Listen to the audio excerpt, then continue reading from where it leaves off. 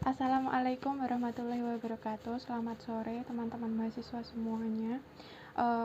Di sini saya dari kelompok terakhir akan mempresentasikan tentang ERP atau Address Resource Planning. Saya sendiri Ika Dewi Prastika dengan NIM 2019-53123. Adapun kelompok kami yaitu Mas Ari Prasetyo, Mas Saad Fauzi, dan Mas Faisal Ardi Pratama. Pasti teman-teman mahasiswa tidak asing dengan ERP dan ROI. ERP sendiri itu pengertiannya adalah sistem informasi yang diperuntukkan bagi perusahaan manufaktur maupun jasa yang berperan mengintegrasikan dan mengotomatisasikan proses bisnis yang berhubungan dengan aspek operasi, produksi maupun distribusi di perusahaan bersangkutan. Jadi, apa itu ROI atau Return on Investment? Adalah resiko yang menunjukkan hasil dari jumlah aktiva yang digunakan dalam perusahaan atau suatu ukuran tentang efisiensi manajemen. Resiko ini sendiri menunjukkan hasil dari seluruh aktiva yang dikendalikan dengan mengabaikan sumber pendanaan. Rasio ini biasanya diukur dengan presentasi. Dalam banyak kasus, ROI digunakan untuk menghitung beberapa nilai suatu investasi. Misalnya, investor ingin mengetahui potensi ROI dari suatu investasi sebelum memberikan dana, atau apapun ke perusahaan, menghitung potensi atau return on investment keuangan aktual perusahaan biasanya melibatkan pembagian pendapatan atau laba tahunan perusahaan dengan jumlah investasi awal atau untuk saat ini.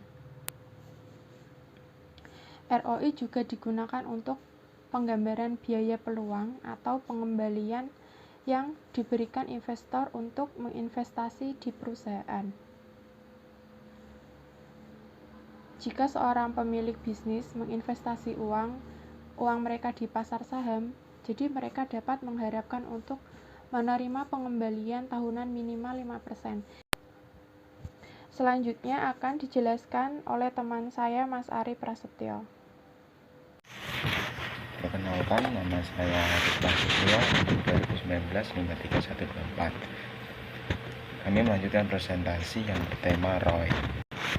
Dan untuk faktor yang mempengaruhi ROI ada turnover dari operating asset ataupun tingkat perputaran aktiva yang dipergunakan untuk kegiatan operasional, yaitu kecepatan berputaran operating dalam suatu periode tentunya.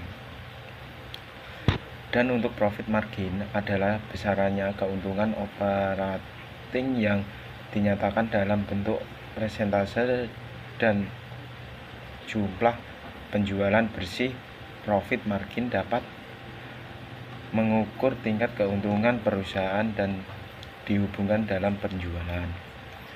Return on investment sebagai bentuk teknik analisa rasio profitabilitas sangat penting dalam suatu perusahaan. Pengusaha dapat mengetahui beberapa efisien perusahaan guna memanfaatkan aktiva untuk kegiatan perusahaan guna memanfaatkan aktiva untuk kegiatan operasional dan dapat memberikan informasi ukuran probabilitas perusahaan. Dan sekian dari kami. Baik, terima kasih. Di sini saya akan menyambung presentasi dari teman saya. Saya akan menjelaskan tentang manfaat dan kelemahan analisis ROI. Yang pertama, manfaat atau kegunaan analisis ROI. Jika perusahaan telah menjalankan praktik akuntansi yang baik, maka manajemen dengan menggunakan teknik analisis ROI dapat mengukur efisiensi penggunaan modal yang bekerja, efisiensi produksi, dan efisiensi bagian penjualan. Yang kedua, apabila perusahaan mempunyai data industri sehingga dapat diperoleh rasio industri, Maka dengan analisis ROI dapat dibandingkan efisiensi penggunaan modal pada perusahaannya dengan perusahaan lain yang sejenis tentu saja, sehingga dapat diketahui apakah perusahaannya berada di bawah, sama, atau di atas rata-rata. Jadi bisa dibilang analisis ROI dapat digunakan untuk benchmark antar perusahaan dengan jenis yang sama. Yang ketiga, analisis ROI juga dapat digunakan untuk mengukur efisiensi tindakan-tindakan yang dilakukan oleh masing-masing divisi atau bagian, yaitu dengan mengalokasikan semua biaya dan modal ke dalam bagian yang bersangkutan. Jadi selain untuk benchmark eksternal keluar dari perusahaan, analisis ROI juga dapat digunakan untuk benchmark internal antar bagian dalam perusahaan. Yang keempat, analisis ROI juga dapat digunakan untuk mengukur profitabilitas dari masing-masing produk yang dihasilkan oleh perusahaan.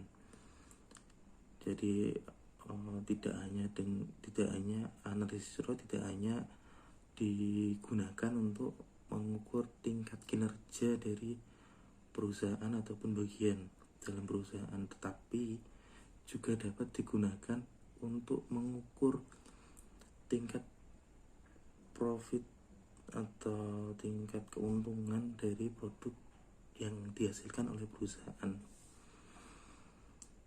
Kemudian yang terakhir, ROI selain berguna untuk keperluan kontrol, juga berguna untuk keperluan perencanaan. Misalnya, return on investment adalah dapat digunakan sebagai dasar untuk pengambilan keputusan jika perusahaan mengadakan ekspansi. Nah, berarti analisis ROI ini juga dapat digunakan sebagai dasar untuk melakukan ekspansi atau melakukan pengembangan produk dan lain sebagainya. Kemudian kelemahan analisis ROI. Yang pertama, sulitnya dalam membandingkan ROI suatu perusahaan dengan perusahaan lain yang sejenis. Hal ini karena terkadang praktik akuntansi yang digunakan oleh masing-masing perusahaan berbeda-beda. Perbedaan metode dalam penilaian berbagai aktiva antar perusahaan yang satu dengan yang lain ini dapat memberi gambaran yang salah. Jadi tingkat akurasi dari analisis ROI ini terbilang nggak bisa disamakan atau menjadi kelemahan dari analisis ROI ini. Kemudian yang terakhir, kelemahan lain dari teknik analisis ini adalah terletak pada adanya fluktuasi nilai dari uang atau daya belinya. Mungkin cukup itu dari saya.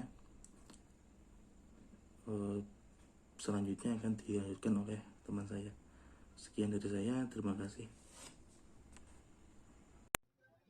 Di sini saya akan meneruskan tentang apa yang dipresentasikan teman saya sebelumnya. Di sini saya akan menerangkan tentang cara menghitung ROI. ROI, Return on Investment, juga diartikan sebagai rasio laba bersih terhadap biaya. Rumus atau formula sebagai cara menghitung ROI adalah sebagai berikut. ROI sama dengan kurung buka pendapatan investasi dikurangi biaya investasi kurung tutup dibagi biaya investasi dikali 100%. Contoh perhitungan ROI, misalnya jika investasi sebesar 10 juta rupiah menghasilkan penjualan sebesar 15 juta rupiah, berarti diperoleh laba sebesar 5 juta rupiah. Maka secara perhitungan sederhana, return on investment dalam persentase menggunakan rumus atau formula di atas adalah ROI sama dengan kurung buka 15 juta dikurangi 10 juta kurung tutup dibagi 10 juta dikali 100%. ROI sama dengan 50%. Dari perhitungan sederhana dengan rumus di atas dapat disebutkan singkat return on investment adalah sebesar atau laba ROI sebesar 50%. Kesimpulannya dalam ROI ini adalah dalam penjelasan tentang return on investment di atas, Kami menyimpulkan bahwa ROI merupakan analisis yang sangat bagus dan juga sangat membantu para pengusaha atau pebisnis dalam melakukan penghitungan dalam sistem manajemen keuangan perusahaannya dan investasi dalam perusahaan. Dengan adanya sistem ini, pengusaha atau pebisnis sangat mudah dalam melakukan penghitungan jumlah laba investasi dalam perusahaannya. Sekian dari presentasi dari kelompok kami. Jika ada salah kata, saya mohon maaf sebesar-besarnya. Wabillahi taufiq wal hidayah. Wassalamualaikum warahmatullahi wabarakatuh.